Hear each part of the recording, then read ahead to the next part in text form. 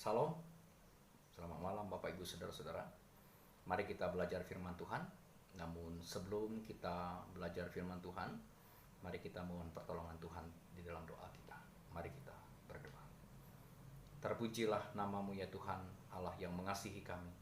Kami mengucap syukur kepada Tuhan, karena kami dapat bersama-sama akan belajar dari firman Tuhan di rumah kami masing-masing melalui kelompok doa kami pada malam hari ini. Kiranya Tuhan menolong dan memberkati kami, dan sertai kami di saat kami belajar dan merenungkan firman Tuhan. Di dalam nama Tuhan Yesus kami berdoa. Amin.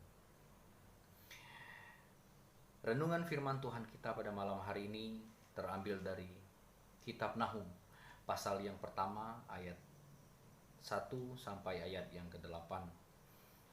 Namun saya tidak akan membacakan teks firman Tuhan ini secara keseluruhan. Saya hanya dapat membaca pada ayat yang ke-7. Firman Tuhan berkata dalam ayat yang ke-7, Tuhan itu baik, Ia adalah tempat pengungsian pada waktu kesusahan. Ia mengenal orang-orang yang berlindung kepadanya. Tema firman Tuhan kita pada malam hari ini adalah sifat-sifat Allah. Saudara-saudara yang dikasihi di dalam Tuhan, dari teks firman Tuhan Nahum pasal 1 ayat yang pertama sampai ayat yang ke-8, kita melihat tindakan-tindakan Allah yang Ia lakukan terhadap kehidupan manusia. Kita menemukan tindakan Allah yang begitu hebat yang Ia lakukan bagi orang-orang, baik yang percaya kepadanya, bahkan orang yang tidak percaya kepada Tuhan.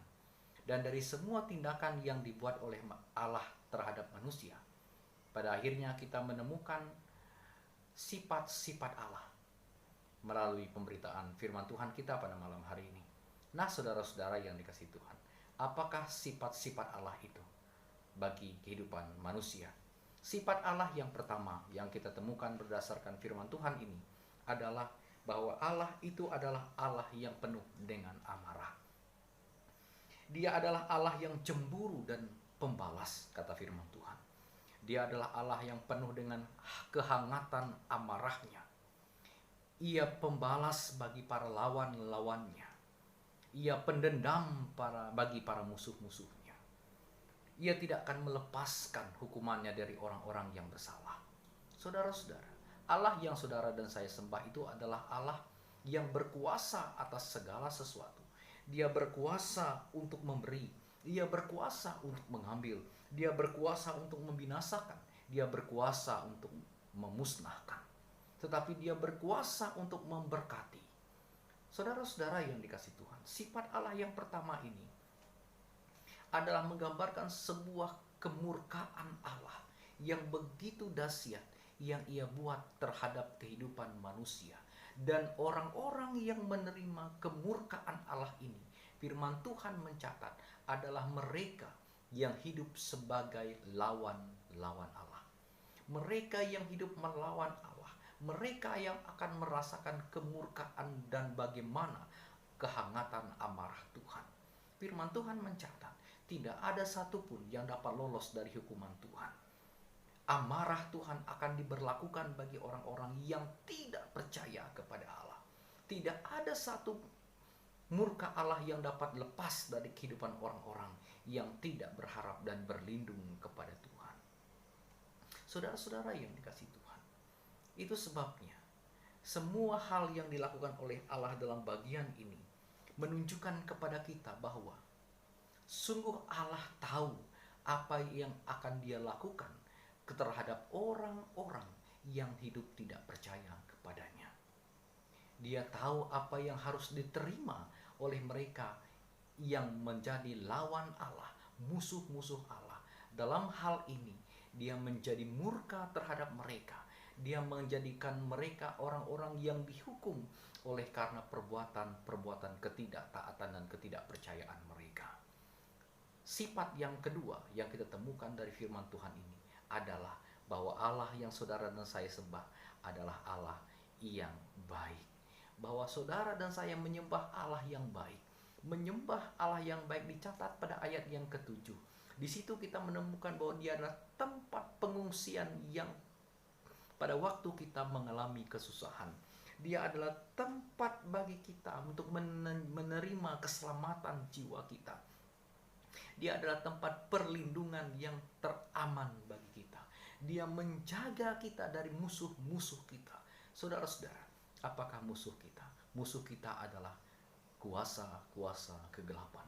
Musuh kita adalah dosa-dosa kita. Musuh kita adalah kemiskinan yang sedang melanda kita.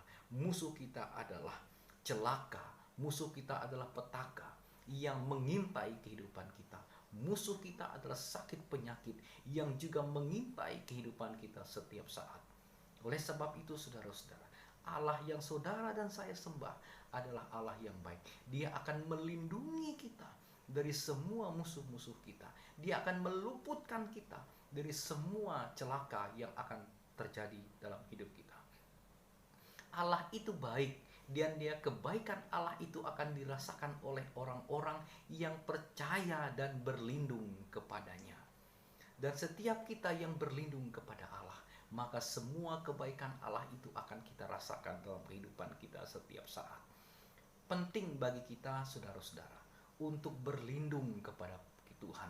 Penting bagi kita untuk taat kepada kita, pada Allah. Penting bagi kita untuk senantiasa menyerahkan hidup kita kepada cara-cara dan pengaturan Tuhan dalam segala hal dalam hidup kita.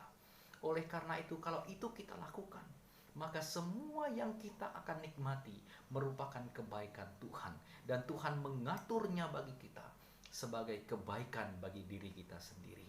Tuhan tidak meninggalkan kita. Tuhan tidak melepaskan orang-orang yang hidup berlindung kepadanya, tetapi Dia akan terus menunjukkan kebaikan-kebaikannya kepada kita. Oleh karena itu, saudara-saudara yang saya kasihi di dalam Tuhan, apa yang dapat kita pelajari berdasarkan sifat-sifat Tuhan ini? Yang pertama, mari kita hidup untuk senantiasa berlindung kepada Tuhan. Hidup yang berlindung kepada Tuhan itu adalah orang-orang yang senantiasa menyerahkan keberadaan hidupnya hanya kepada Allah. Orang yang bersandar kepada Allah.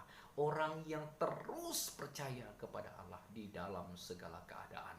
Kemudian yang kedua, mari kita mengungsikan hati kita hanya kepada Allah.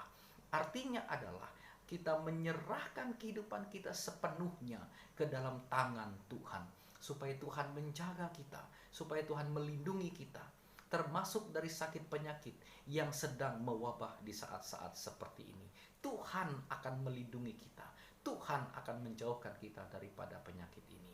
Tuhan akan membuat kita berada dalam keamanan yang begitu aman, karena Tuhan yang menjaga kita.